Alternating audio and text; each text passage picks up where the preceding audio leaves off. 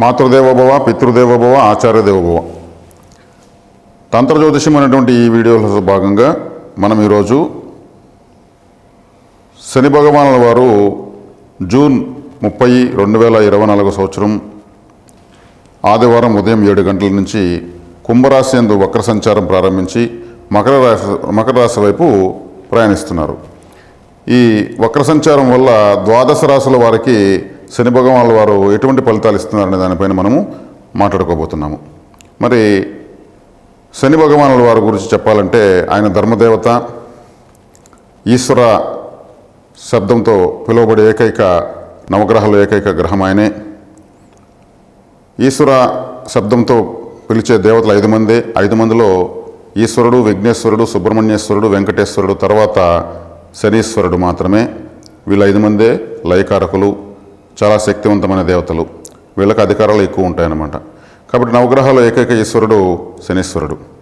ఆయన మనకు ఇప్పుడు కుంభరాశిలో వక్ర సంచారం ప్రారంభించి మకర రాశి వైపు ప్రయాణిస్తున్నారు. మరి ఆయన ధర్మదేవత అన్నాము. అన్ని గ్రహాలు జీతాలు ఇస్తే ఈయన జీవితాన్ని ఇస్తాడు. మరి జీవితాన్ని నేర్పిస్తాడు. మనం ఎలా బతకాలో, మన కర్మ పరిపాకాన్ని ఎలా ఎదుర్కోవాలో నేర్పించేటువంటి ఏకైక ధర్మదేవత శని భగవానుల వారు. కాబట్టి కష్టపెట్టే దాంట్లో శని భగవానులు అంతటి వారు లేరు, కలిగించడంలోనూ ఆయన అంతటి వారు లేరు అంటూ ఉంటారు. కాబట్టి కష్టే ఫలి అనే దానికి మనకు ఆ కష్టానికి తగిన ఫలితాన్ని ఇచ్చేటువంటి దేవత అన్నమాట ఆయన తన స్వక్షేత్రం కుంభరాశిలో వక్రించి మకర రాశి వైపు ప్రయాణించడం అనేది ఈ ద్వాదశ రాశుల వాళ్ళకు చాలా ప్రముఖమైన ఫలితాలు దశ నిర్దేశం అవుతాయన్నమాట. ఎందుకంటే ఆయన వక్రించాడంటే ఏం చేస్తాడు? ఆయన ధర్మదేవత అన్నాము. ఆయన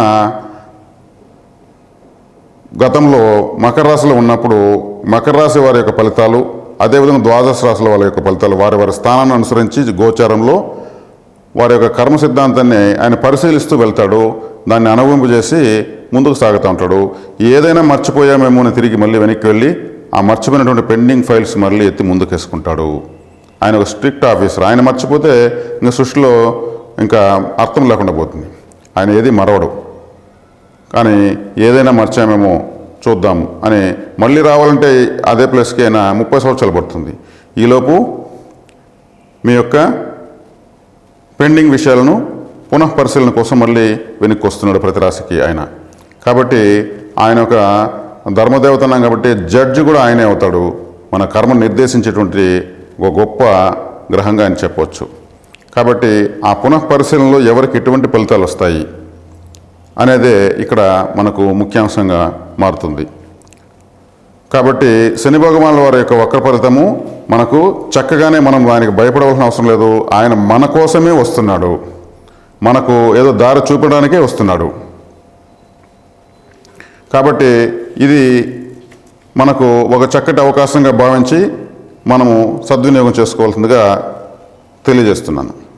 అదేవిధంగా చూస్తే మకర రాశి వారికి రాశ్యాధిపతి అయినటువంటి శని భగవానుల వారు రాశి లగ్నాధిపతి, అదేవిధంగా ఆయన ద్వితీయ స్థానాధిపతి కూడా ఆయనే అవుతారు. ఆయన ద్వితీయ స్థానంలో వక్రించి జన్మస్థానం వైపు వస్తున్నారు.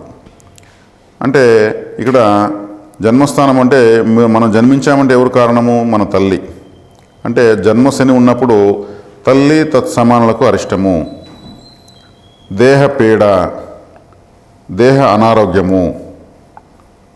మరి జన్మలో శని ఉన్నప్పుడు మొహం కూడా మసకబారిపోతుంది, కళ కాంతి విహీనమవుతుంది. శని భగవానుల వారు చీకటిని నలుపుదనాన్ని సూచిస్తారు. కాబట్టి ఇప్పుడు మీకు కుటుంబ స్థానంలో ఉంటూ ఆయన స్వక్షేత్రం నుంచి వక్రించి వెనక్కి వస్తున్నారు. కాబట్టి మీకు దేహపీడ అంటే మీకు ఏదైనా అనారోగ్యం చేయొచ్చు, లేదా గతంలో మీరు సరిగ్గా ట్రీట్మెంట్ చేసుకోకుండా కొద్ది రోజులు మందులు పడి బాగా అయిపోయింది అనుకుని వదిలేసినటువంటి వాన్ని కూడా మీకు బయటపడవచ్చు. అదేవిధంగా దేహపీడ అంటే మీకు ఏదైనా మీ సర్నేమ్, మీ పాల వాళ్ళు ఎవరైనా కూడా దేహాన్ని చాలించవచ్చు. తల్లి సమానులు ఎవరైనా వృద్ధులు ఉంటే కూడా వాళ్ళు దేహత్యాగం చేసేదానికి అవకాశం ఉంటుంది. అదేవిధంగా మీకు మనోవ్యధ అంటే జన్మంలో శని ఉంటే మనోవ్యధ. మీరు స్వస్థానమే కదా, రాశ్యాధిపతే కదా, లగ్నాధిపతే కదా అంటే ఆయన కారకత్వాలు ఖచ్చితంగా అమలు చేస్తాడండి. అవి అమలు చేయాలి.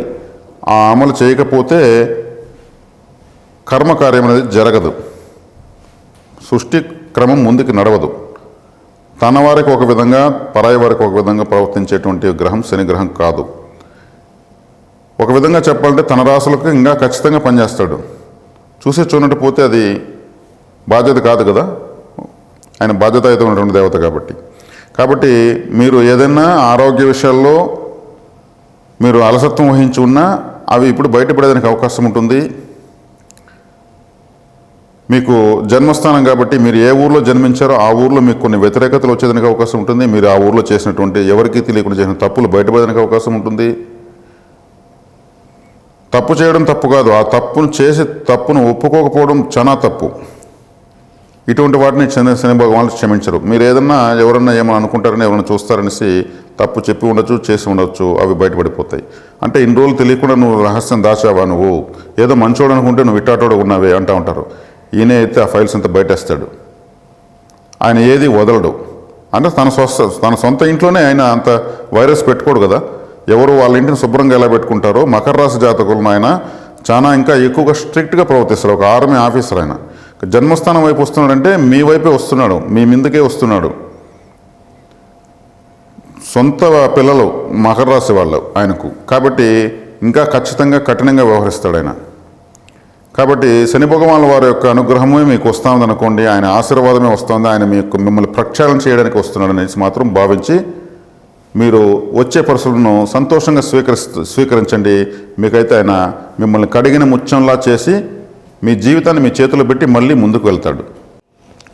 శని భగవానుల వారు ఆయన మనకు అనుగ్రహించాలంటే పరిహారాల వైపు పరుగులు తీస్తూ ఉంటారు ప్రపంచమంతా. మరి తైలాభిషేకాలకు, మరి ఇంకెక్కడో గొప్ప గొప్ప శని భగవాన్ యొక్క క్షేత్రాలకు వెళ్ళి దర్శించుకొని ఆరాధించి చేస్తూ ఉంటారు. ఆయన ఎన్నో బాధలు చెప్పుకుంటూనే ఉంటారు.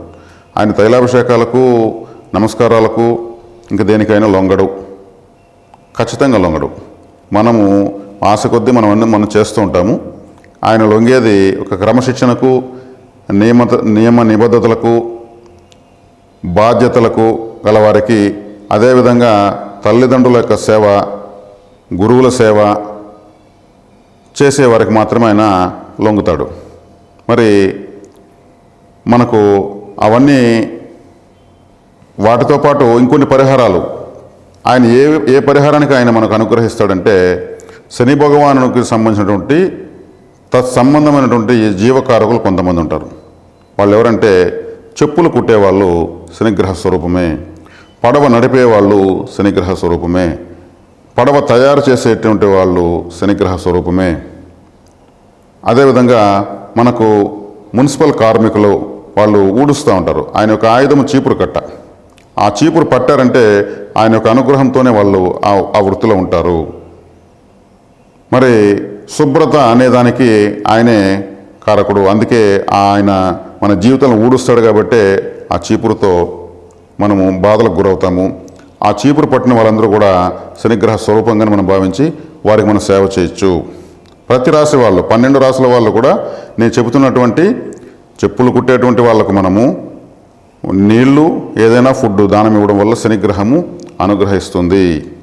అదేవిధంగా ఈ చీపురు పట్టి ఎప్పుడు శుభ్రత చేస్తున్న వాళ్ళందరూ కూడా శని భగవానులే. వాళ్ళు కానీ ఒక వారం రోజులు 10 రోజులు కానీ వాళ్ళ పని ఆపారంటే అప్పుడు తెలుస్తుంది శని భగవానుల యొక్క విశ్వరూపం. తర్వాత ఆలయంలో కూడా శుభ్రత చేసేదానికి మీరు పరిహారంగా శనిగ్రహ అనుగ్రహం కోసం టాయిలెట్ క్లీనర్సు, ఫ్లోర్ క్లీనర్సు, చీపులు దానంగా ఇవ్వచ్చు. ఇది 12 రాసుల వాళ్ళు ఇవి చేయొచ్చు. మీకు అందుబాటులో పడవలు నడిపేవాళ్ళు, చేపలు పట్టేవాళ్ళు, చేపలను కత్తిరించి అమ్ముకునేవాళ్ళు, వాళ్ళందరికీ కూడా మీరు శుభ్రంగా మీరు మంచినీటిని, ఆహారాన్ని ఇవ్వచ్చు. శనిగ్రహం తక్షణం అనుగ్రహిస్తుంది. సముద్రంలో చేపలు పట్టే వాళ్లకు చుట్టూ నీళ్ళే ఉంటాయి, తాగడానికి నీళ్ళు ఉండవు. ఇదే విచిత్రం. వాళ్ళకు మీరు వాటర్ ఇస్తే ఆ నడి సముద్రంలో కూడా వాళ్ళు తాగి దాహం తీర్చుకుంటే, అంటే సముద్రం అంటే చంద్రుడు, మరి మీరు ఇస్తున్న నీళ్ళు శుద్ధ జలం. ఈ నీళ్లు తాగడం వల్ల చంద్రగ్రహం కూడా యాక్టివేట్ అవుతుంది. మీరు ఇచ్చిన ఫుడ్ తీసుకోవడం వల్ల రాహుగ్రహం కూడా యాక్టివేట్ అవుతుంది. రాహువత్ శనివత్ రాహు అంటే రాహు శనిలాగా పనిచేస్తాడు. కాబట్టి పరిహారాల్లో తీసుకుంటే ఇవి మీకు శని వక్రించున్నప్పుడు,